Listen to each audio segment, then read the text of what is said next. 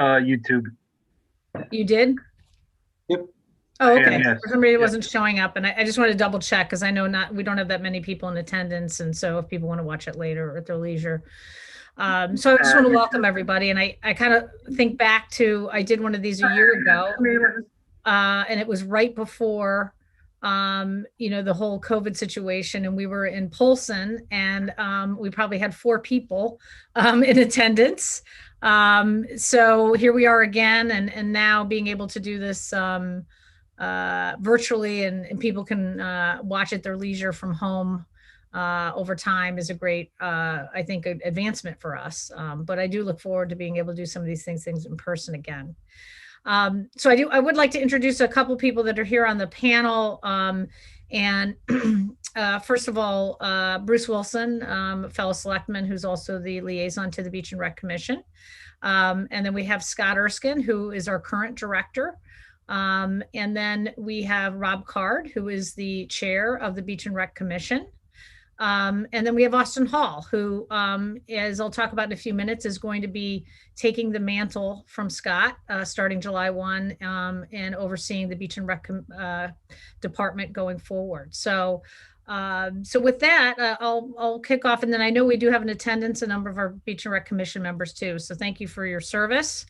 And so really today is just to give an overview of kind of where we were last year and what we learned from that and kind of what we're planning for this summer. And we try to be as comprehensive as possible, but I know the public will continue to have a lot of questions on that. I think we just want to highlight again why we're here and how fortunate we are as a community to have these incredible natural assets at our disposal. And so we're very lucky to have that. And I think the experience that we had over this last summer was appreciating them even more.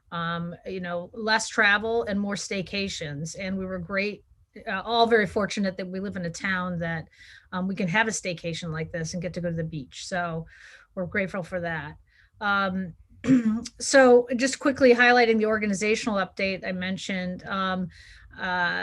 You might have seen it in the newspaper. We've talked about it over multiple Board of Selectmen meetings about the reorganization of the Beach and Rec Department and merging it with Senior Services. And Austin Hall will be leading the combined departments.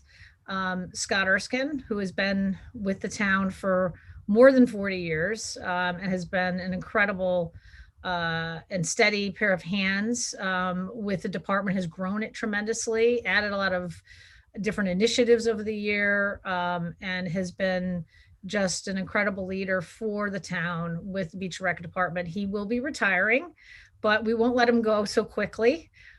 He's going to be staying with us for another year, more on a part-time basis, but for transition and also to manage a lot of the special projects and infrastructure projects that we have going on in town that relate to our beach and rec facilities. So I do want to, there'll be more opportunity to thank Scott for all his service, but just to highlight again to the public that there is going to be a transition happening here. And I think we see 2021 as a transition of the merging of these two departments. We don't envision a lot of change coming for this summer. I think we just want to maintain and enhance the experience for people this summer. And then there's going to be a lot of new initiatives we hope to start launching in 2022 as we kind of look at the portfolio of services and programs and assets that we have when we look at beach and recreation and the senior services department.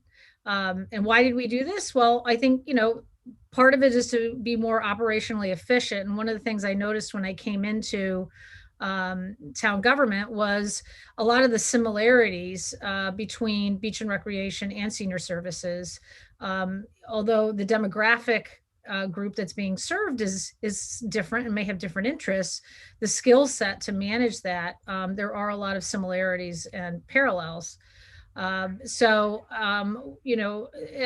then I think we've also learned that seniors are, becoming more and more active. And so a lot of the programming that we're offering are more recreational oriented than maybe historically. And we see seniors, getting involved in all kinds of different activities, more than what traditionally had been offered through senior services. So we're trying to leverage a lot of that, and so we can broaden the portfolio of what we offer to the senior community. And then I just think trying to make things more efficient, adding some operational efficiencies, streamlining management a little bit, and allowing a bigger focus on customer service. So see, these are some of the goals, but there'll be more to come about this. And right now we're just looking at making the transition happen, getting Austin and his team, working closely with Scott and his team, which is pretty much going to be the same people, and trying to move us forward and get through 2021. And so when we talk about 2020, I just want to do a quick recap that, obviously because of COVID, and all the limitations that were in place in Hammonasset, we obviously saw a very crazy summer here. Huge demand for our beaches, lots of traffic, lots of overflow. I mean, Hammonasset was only operating about 30% of their facility, or offering parking spots for anywhere from 30 to 50% of their parking spaces, and then shutting down on a regular basis, sometimes by 10 o'clock in the morning. And then those people would move on and try to find another place that they could go nearby. And that happened to be East Wharf Beach, which was the closest one on GPS, but Madison in general. So we had to do a lot of things to help control and make our beaches safe for our residents and for everybody involved because of COVID.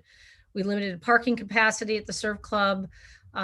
We restricted our parking access to residents only on weekends and holidays, just because the volume was so high. We put actual beach capacity limits for guests at times, and that was probably one of the most difficult things I've ever had to do as a leader of this town throughout this pandemic. And that was to, tell residents that they couldn't enter, one of our beach facilities. So there was a lot of steps that had to be taken. It was difficult and tough. But I do think overall that the community was able to still have relatively good access to our beaches. We included 7-day-a-week gate staffing, and we did a lot of Lowry Field. We did a lot of things to try to mitigate the influx of people and to keep things safe at our facilities. And that also created a lot of issues with traffic and public safety. Chief Drum and I partnered to do a number of things that we could do along the side streets to mitigate, parking problems. So it was unique. And I think that we don't envision having to put a lot of these things in place. And a lot of the measures that were taken were really because we could do them under executive order. Learning from that experience, what we've tried to do is then, let me take a step back. One of the big drivers of all those problems was Hammonasset. So a key issue for us in planning is Hammonasset going to be still restrictive this year? And we're going to see the volume of overflow again. And so we've been actually in active dialogue with Hammonasset really since last May, a year ago, about all these issues. We've had a lot of communication with both the commissioner, the deputy commissioner, as well as our representatives, our state representatives in Hartford. And so we've been conveying to them all our problems, and we've come up with ideas and creative solutions at times and pitched a lot of stuff to them. So one of the first things that came out a couple of weeks ago is they did announce that they will be eliminating most COVID restrictions at Hammonasset State Park this summer. So that means full capacity of the parking. All the pavilions are opening, campgrounds, concessions. So it's going to be generally back to normal, with a caveat that, until we get through the expiration of the executive orders, there could always be some changes that could come, and seeing what, happens in terms of the virus. They're also going to be closing down the COVID testing site in early May. That was something the town advocated very heavily for. to get into Hammonasset. And we played an important part, Sam DeBura particularly enabling, and Chief Drum enabling that test site to get placed safely. And so it wouldn't have a big impact on traffic, but also offering a great convenience to residents. But unfortunately, well, not unfortunately, I guess fortunately, we're shifting to vaccinations, and the demand for testing is subsiding. And then the state wants to use the campgrounds. So it's located in the campgrounds. And so there's obviously a lot of public desire to get back to normal. So that will be closing. And then we've also, pitched some ideas. And I think I put on our website one of the presentations I made to Deep about different efforts the town was looking at to partner with them on. And we got some feedback. One of the things they are going to be adding, I put on here public safety, but it's really going to be park rangers. It's a program I guess they historically had before, that work with the public safety. They'll be working for public safety at the Encon police in the park. And it's going to be a big help, because they're going to be able to handle some of the policing issues inside the park, and they're going to be responsible for traffic control at the entry to the park. So that's going to relieve some burden on our police force, hopefully, and help control some of the traffic situations further. So the staffing is going to be increasing, which is great news. They're also looking at some different transit options, and a number of things have not been fully announced yet. So we're waiting to hear back on the details, but they're looking at other ways that people can visit Hammonasset without taking a car. And there's been a lot of ideas that have been put on the table. And so further announcement will be coming on that soon. But that'll help in terms of people coming here by other means rather than driving. So it takes cars off the road and also frees up parking spaces. So, and then we're going to have a number of discussions with them about emergency response protocols with our dispatch, and how we can kind of mitigate some of the calls that the ambulance services are required to make to the park. So, and then finally, I think Salt Meadow has been an ongoing problem. Last summer, it was basically used as overflow parking for people that were walking to Hammonasset.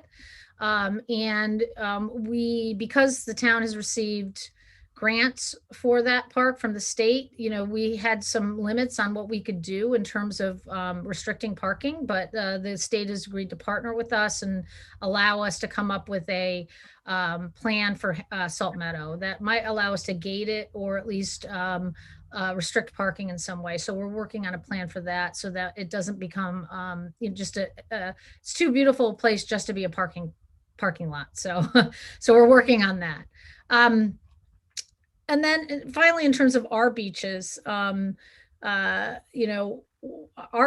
expectations is not to have any kind of COVID related capacity restrictions at our town beaches this summer. We're at a stage now where outdoor activities are encouraged, and we have a high vaccination rate in Madison.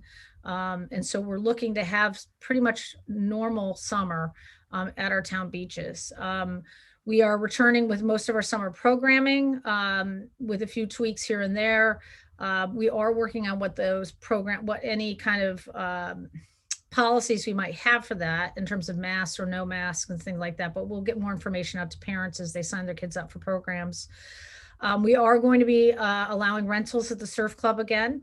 And we'll be coming out with more specific guidelines, but I think the hope is that we can just kind of have business as normal this summer with surf club facility rentals. And then we'll also be issuing kind of a policy for all rentals of all town facilities soon. In terms of beach stickers and visitor passes, we're maintaining the prices to be consistent with 2020. I know we've talked about in the past a need to increase our prices, just because they're over. I think the last time prices were set were back in 2007, and costs have escalated significantly. Minimum wage has gone up quite a bit, and we've had to be much more competitive in our wages for hiring lifeguards.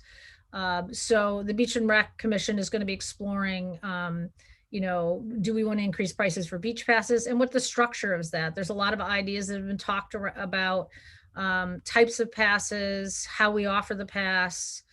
Do we go to something similar what the state is doing in terms of everybody just gets a pass and we don't charge for it? There's all kinds of ideas that have been talked about. So they will be spending some time looking at that. But for this summer, status quo, and prices will be the same. One thing we are going to implement, and this is trying to address some of the concerns about our parking lots being overrun by non-residents, is limiting the number of non-resident daily visitor passes that we will be selling each on weekends. And I can show you a little bit later. Historically, we actually don't sell a lot of non-resident daily visitor passes. And I think there's a perception at times in the community that a lot of the cars in the parking lot are Madison cars because there's no stickers on them. We do sell a lot of guest passes.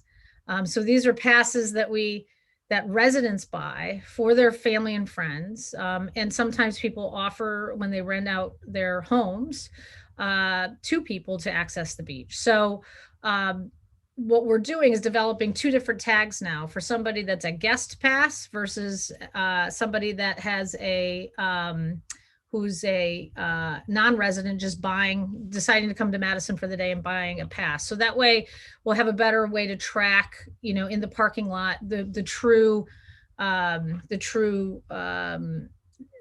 use of our facility by people that don't have a connection to Madison. So I think this is going to be an interesting way to track it this summer. And I think it also allows us an opportunity to ensure that residents still have access on busy days to the parking lot, to our parking lots at the different beaches. And then in terms of gates and things like that, one of the takeaways we had from last summer was that May ends up being a very busy month, more busy than we expect. And so we, and particularly more East and West Wharf, because parking is so much more restricted there. So we've decided to have gate staffed there.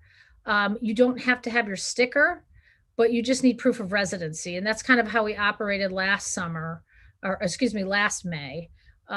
So on the weekends during the month of May, if you want to park at West Wharf or East Wharf, you just need some indication that you're a resident, and you can park there. If you're not a resident and want to park there, you have to go to the surf club and buy a parking pass. And so I think when we decided to do this, we're trying to get ahead of what we still think is going to be a very busy May. Historically, the town hasn't staffed the beaches in, these gates in May, partly because it's hard to get staff. We hire a lot of seasonal staff and we hire college kids and high schoolers, and people are not accessible. But I think that Scott, and he can chime in here later as we get to the slide getting into this, feels confident that we can get some staffing for those weekends. And then starting Memorial Day, as we've always done historically, all gates will be staffed for the weekends, and beach stickers will start being required by everybody. So you'll have to have your sticker by then. And as you know, now we can buy them online, you can buy them by mail, and then the surf club office is going to be opening May 3rd, so you can buy them in person. And then once school gets out, that's when we go to the 7 days a week, and including lifeguards. And that's kind of what we start, like we would consider the full season. We're kind of in a half season up until, and this year, June 14th is the Monday after, where we would start having gate guards and lifeguards Monday through Friday. So, and then finally, just in terms of the roads, and I'm not sure if Chief Drum is on. I didn't see him earlier, but Austin, I don't know if you can see him. He's not on. He's not, okay. He was going to try to make it, but basically the roads, last year we think a pretty successful public safety task force plan to patrol the shoreline roads. So we just had a higher police presence, including a motorcycle. And we're looking to bring that back this year.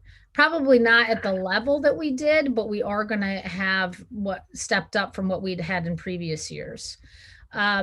We're also looking at kind of partnering with the police department about specific beach security. So I don't have a lot of details on that yet, but I'll tell the public more about that if we decide to move forward on that. Because I think one of the concerns has always been needing an adult, at the gate to deal with some difficult visitors possibly. And, how often do you want to have to, actually call the police department to come out and deal with that versus is there a way to kind of manage that with staff? So we're working through some of those issues still. They also, the intention is to have the seasonal residents only parking on certain streets the summer, similar to what we did last year. That was pretty successful. And I think, the public knew that, they could always contact the police department if there's any questions about, their road and what would be needed to prove residency. But I think the idea is there are still going to be certain roads where you need to be a resident to park on the street. We're also looking at just different safety plans on Route 1. And, one of the things, if we can cut down on the Hammonasset people parking at Salt Meadow, that will cut down on some of the safety issues on Route 1. So that's really where we had a lot of problems with that. And then in terms of signage, we're not going to have as much signage up as last year, but we did buy 2 town emergency message boards, and we hope to use those, particularly when we get into the holiday, weekends, July 4th weekend. So that's kind of it for, the key things that we're doing this year and how it relates to what we envisioned or what we experienced last summer. So these are just kind of walking through some details, which this will be available on the website about the staffing for the gates and the hours, which will pretty much be exactly how they were last summer. And then, and there's really not much of a change here compared to what we had last summer, I think, in terms of staffing at the gate guards, lifeguards, 7 days a week. And then, as I mentioned, in terms of pricing, there's really not there's no difference here that we've changed in terms of beach pass pricing.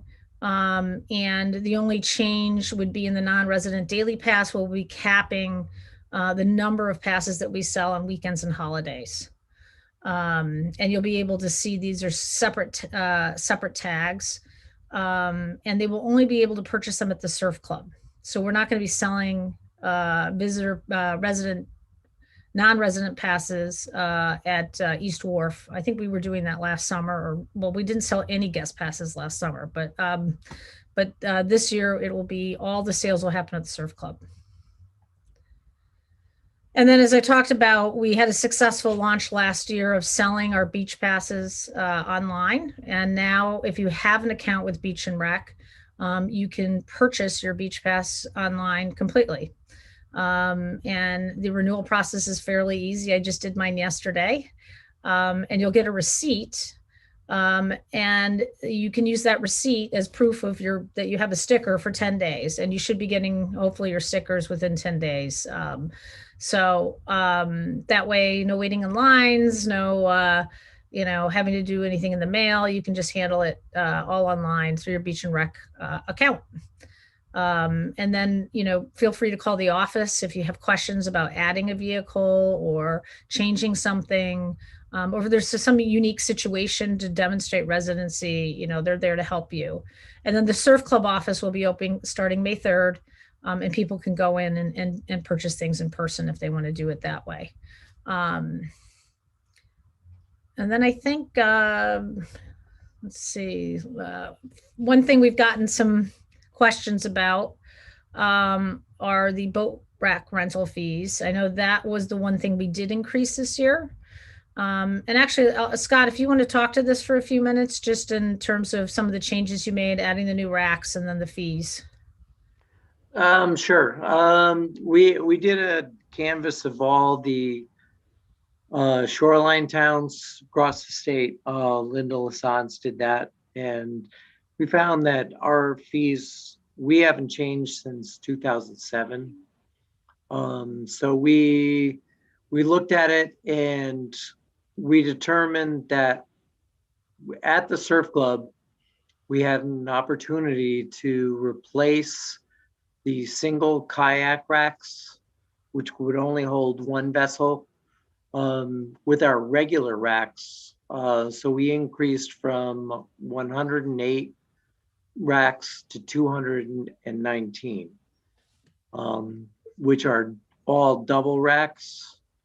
So if people have, and we found that the majority of the rentals, people wanted two boats. And these racks will accommodate that. And the fee, even though it looks like we jumped a lot because a single rack was 90, but a double rack was 135, and that accommodated two boats. And so the overall increase was $15 for a double rack, so you can have two boats. And if somebody does have only one boat, they can partner up with somebody and split the cost of the rack. We don't have a problem with that. But that was an opportunity to increase the capacity to accommodate the waiting lists that we have amongst the beach. And as a slide indicates, we haven't increased the fees since 2007. And when we looked at everything, most of the towns came up with a rack is a rack. This is the price. A ground space, which is the catamarans and day sailors. Ground space is a ground space. And that's where we came up with the new fees. We've had some comeback on it, but I think the majority of the people had two boats, so it's a $15 increase in the racks, and it's been fairly positive. There's been some sticker shock, but most have complied and we're moving forward. Do we have, Scott, racks where they only have one boat in them? Some, yes. But again, they do have the capability, if they have a friend Right. that they want to partner up with and say, hey, you have a boat, you want to share my rack, that's fine. Right. Okay. And it just, maybe, I know I've gotten some questions on, do you have any idea the wait list for each of the Surf Club, we're going to be able to complete everybody that's on the wait list, so that will be gone. And if people would go up, I don't think we have anybody on the wait list for West Wharf, and then East Wharf is the biggest problem because there's no room for expansion, because it's a small parcel. If they are willing to go to Surf Club, I think we're going to be able to handle a lot of them, but not entirely. Okay. Well, certainly, But we made a big step on exactly. getting people into racks. So Yeah, no, that's great. You know, I know the wait lists have been a problem for a while, but I think Yep. also with East Wharf, you do have, a big neighborhood there. So you have a lot more people that are eager to be able to walk and just use their boat. Right. It's a very small beach. Right. It's bigger than West Wharf, but we just can't expand there for racks. Otherwise, we're gonna lose a lot of parking spaces. And I think the parking spaces right now are more important than Mhm. racks. Yeah, I would probably agree with that. Well, and this is actually a slide that we used in last year's presentation just to highlight, who buys our beach passes. Now, last year was an unusual year because of COVID, and the fact that we didn't really sell any, we didn't sell visitor passes as much. And then 2019 was the year that there was that kind of experiment with the license plate scanner system. Yep. So we had to go back to 2018 to kind of get a sense of where our sales are, but it is an interesting pie chart, because you look at 38%, 40% of our sales go to seniors and veterans, and then in terms of the non-resident daily passes, it's actually quite a small amount of passes that were sold, at least during that summer, to non-residents who, so if you add in the resident daily passes, then you're getting into a higher number. So, and resident daily passes, those are the $10, or is it 20? Yeah, $10. $10, yeah. Hang tags that, you have a party, you want your family and friends to come, you buy a bunch of hang tags for them, or you have guests coming for the week.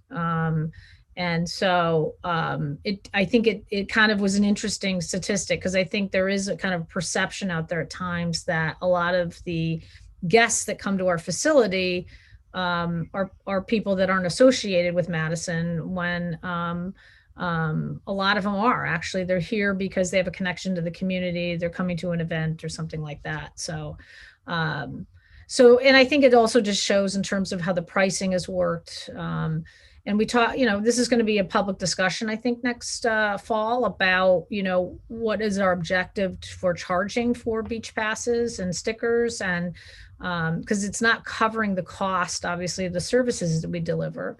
Right. And so I think, and I'm not saying that we would need to cover those costs. I think it's just important to take a step back and look at this. And so the Beach and Rec Commission is going to be spending quite some time and getting a lot of public input on that too, about the types of passes that we offer. Other towns, have different kinds of structures. They sell seasonal non-resident passes, or they sell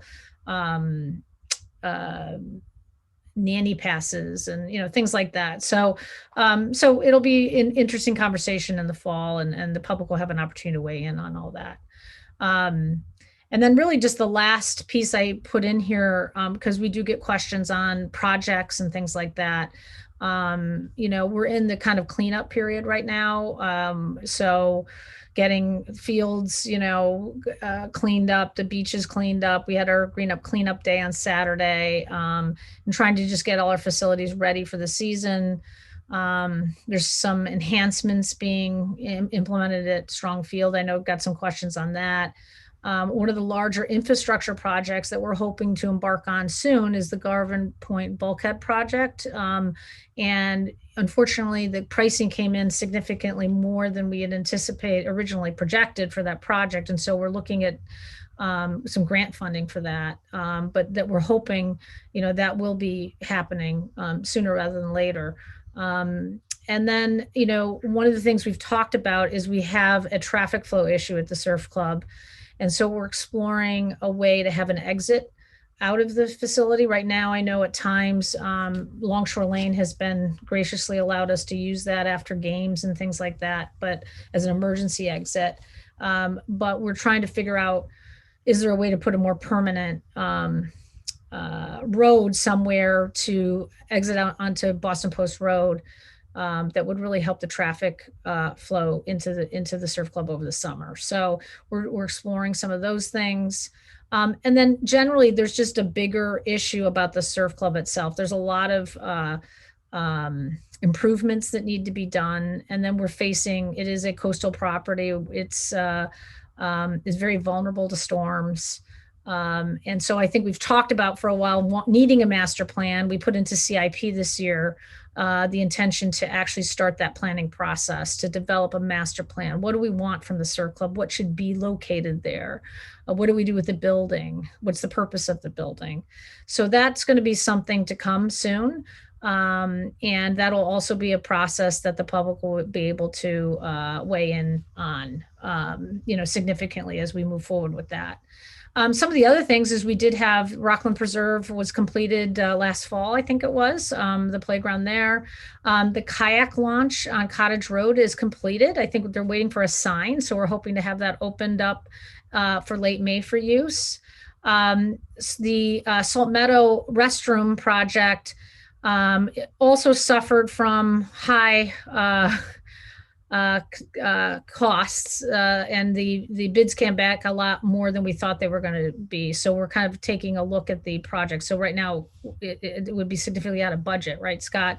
So we're trying to figure out another way to provide restrooms within the budget that we have in CIP. The other thing I do get questions on occasionally is the dog park, because I know this has been around for probably 15 years now. Last year, it was discussed at a number of locations. I think people had focused on Bauer Park. And I think at the end of the day, the Bauer Park Committee, suggested they didn't think that it was the best home for the dog park. And so we looked at other options in town facilities, and Scott came up with this parcel at Salt Meadow. And so anything with Salt Meadow, we have to go to the state with because of the grant money. And we just received approval that if we wanted to pursue that they would support us with that. So Scott's developing a more detailed plan now to take to Planning and Zoning, the Beach and Rec Commission, including Salt Meadow Advisory Committee, and then the Board of Selectmen. And then we'll figure out funding is really, there's not really money planned for the dog park. I think it was going to be through fundraising, but I get asked a lot. So I'm guessing we might have the ability to raise money. We do have a couple $1,000s, I think, through the, Scott, remind me, those little bones in Yep. Beach and Rec office. So Buck a bone. yeah, so I think once we can get the actual plan, it's much easier to raise money when you have a location and you have a budget and you have a visual for what you're raising for. So we're Right. hoping to, get that going now. We just literally received the letter, last week from the state, or this week? Yesterday. Yeah. So we just got the letter from them that we can go forward and with a plan. And then Bauer Park Walkway, which we received a grant for recently. So that site plan is being developed. And then I know there's been a lot of discussion about the Bauer Park Farmhouse restoration project, and that is, you're working with Beach and Rec on the RFP for that, right, Scott? Correct. Yeah. So that's kind of an update on some of those projects. I know there's a lot of other things that were in CIP related to the Surf Club, but we've kind of put a pause on things just briefly until we can get this planning process going. And so I think that is pretty much in terms of the presentation. And so I first of all just like to open it up for comments on the panel here, if anybody would like to weigh in or make a few comments, and then we'll open up for questions. So I guess maybe Rob, if you want to chime in first. Yeah, sure. Thanks, Peggy. Great job. First of all, Scott, congratulations to echo Peggy's comments. Over 40 years, and you've had a great influence on the community. So thank you for that. Austin, welcome. We're excited to work with you, and just a special thanks out to the commission, Vince, MP, Pam, and Shane, just for all the work you do. Peggy, you did a great job summarizing. One of our goals has been to increase communication, and a call like this supports that. And, Peggy has basically outlined more than an annual review of all the things that are happening. Beach and Rec is more than the beaches, even though we're talking about that right now. It's our parks, it's our recreations, it's our trails, it's Bauer Park and Farm. And there's a lot that Beach and Rec touches. Outside of our roads in the town of Madison, there's probably more people that experience something that Beach and Rec does. A lot of people don't know that Beach and Rec includes cemetery responsibility. It includes tree warden responsibility, and even trash pickup downtown. So there's a lot that goes on. And so as a commission, we've tried to really focus more on being proactive versus reactive. And it's really, Scott and the team and everyone that works for Beach and Rec that allows that to happen. Our focus has been increased communication, project management, helping to prioritize with that, and just make sure that Beach and Rec and the staff has a voice There's a lot of really hardworking people. And then finally, we've been taking a deep dive each month on a couple topics, primarily around the beach process. We just had discussion on non-resident parking, and Peggy spoke to that. So a recommendation is going to be rolled up to the Board of Selectmen. We are going to take a deep dive on fees. We haven't had an increase since 2007, as Scott mentioned, and it's time to take a look at that based on the increased investment that we've made in it. So for those of you that joined, thank you. And for those of you that are watching this at another date, please reach out directly to any of us, and we'd love to hear from you. So those are my comments. Thank you, Peggy. Thank you, Rob. And Bruce, I don't know if you have any comments. No, I'd just like to echo what Rob said. Over the last couple of years, the focus of Beach and Rec and probably even longer with Scott has been focused on a customer forward perspective, treating the natural resources in town as a feature that deserves to be serviced and recognized as taxpayers and residents as consumers. So it has been the subject of many of the Beach and Rec meetings. I know that is an ethic that Scott has embodied, and I'm confident that Austin will carry that forward. Peggy, I think you've done a great job focusing the capital needs of these different facilities that we've got in town, over Salt Meadow, at the Surf Club, up in Rockland. We've accomplished quite a bit over the last couple of years, and we're making progress. We try to get better every single day. Sometimes it's a bit of a strain on our capacities as a town, but everybody really is working in the same direction, working towards the same goal of the best possible experience, and I have every confidence we'll continue in that spirit. Great, thank you. I know, Austin, you wanted to say a few words. Sure. So I'm just, say I'm excited to work with the Beach and Rec staff, the commission, and the public. And I know I have some extraordinarily large shoes to fill from Scott, and just really looking forward to the challenge and doing some great things. And thanks, Peggy, for running this meeting tonight. Yeah, I will say Austin brings a lot of experience. He worked in Beach and Rec before he moved on, I think, to Branford, and then came back to Madison in the senior services role. So Scott has been a mentor for him already. So it's a great, they'll make a great team. I know the transition will go well.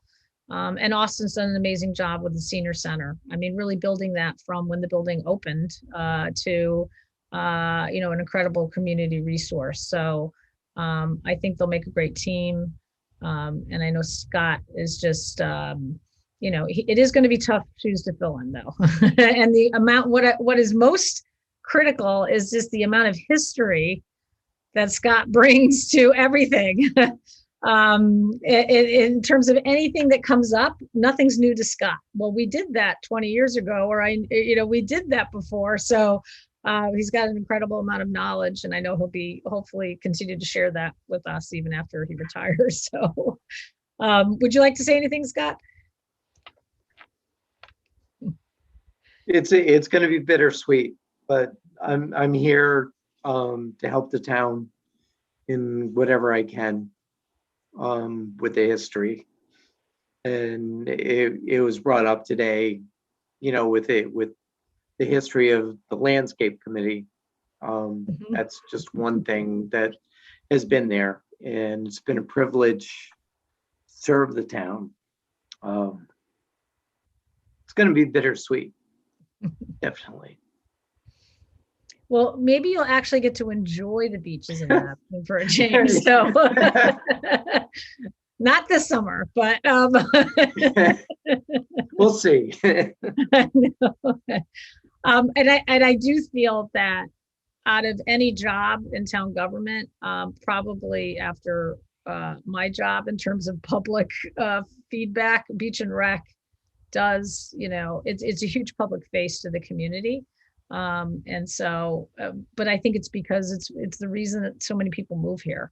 So they really love and value our beaches and all our recreational facilities, to Bruce's point, and to Rob, that includes other Rockland and many other things in town and Bauer Park. So, well, I guess with that, I'm happy to take any questions from the public, or if anybody wants to make any comments.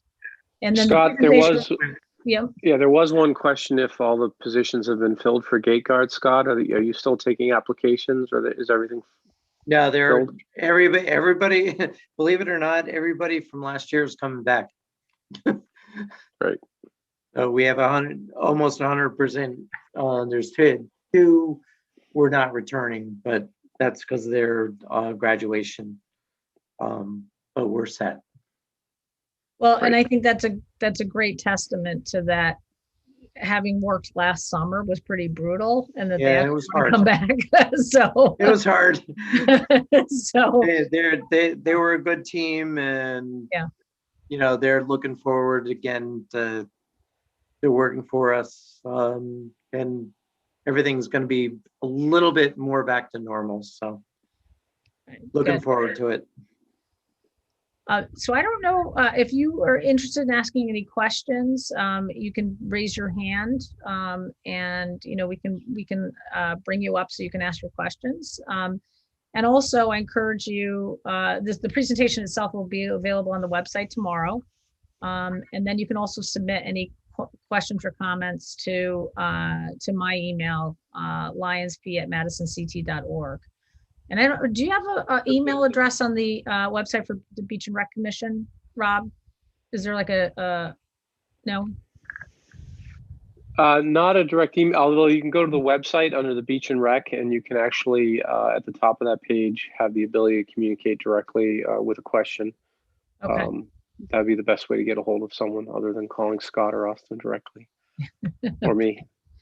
Okay, great. Or any There's a commissioner. couple questions from the attendees. So we have Betsy Manning. Am I on? Yep, you're on. You're on. Hi, I just, joined to listen about the beach, but with the announcement about Scott, I wanted to bring up that I've been in town, first talked to Scott, I think in like 1983, but I was with the youth soccer club, and Scott and I worked close on fields and a lot of things starting in, like 1990. And, youth sports could not have done what we were able to do in town without the help of Scott and his staff. They used to do all the fields back then and everything. And he's always been a person who has been willing to listen and work closely with people. And I really appreciate all the years, got to know Scott and his family, and our kids went through elementary school and schools together. But I'm sure that I'll still see him around, and, mostly I think whenever I would show up, sometimes I think he used to try to hide in his office, like, uh-oh, here she comes again. But Never. Anyway, congratulations, Scott. And, thank you so much for all the years that what you did for our town. Thank you.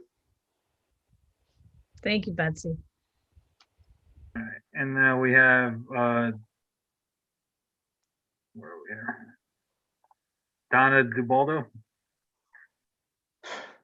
Hi. First of all, Scott, we haven't met, but I want to congratulate you.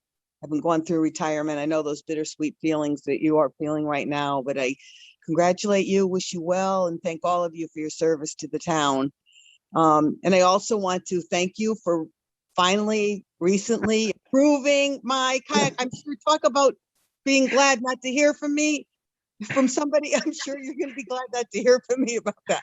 I waited 6 long years, and I'm very excited to have a kayak rack this summer. So thank Glad we were able to accommodate. you.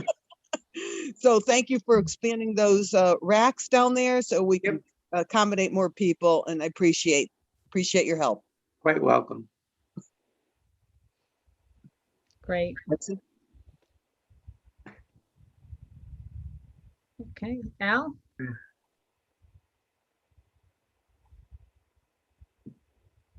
Al, were you going to make a comment? He's on mute. All right. He might be having issue. Let's see. There's nobody else with their hand raised. Okay. Cool. No one else. They'll wait till July, then people will ask a lot of questions. So I know that'll be the case, but at least, I appreciate those residents who have joined us though. Just pass on the word that, the information is there. It'll be available on the website, and to certainly watch the video if they're interested and to ask questions. So, one other point I would like to make is that we love new ideas. I'll use as an example, we did our first drive-in movies last summer, and that was just a resident posting on Facebook about, wouldn't this be cool if Beach and Rec did this?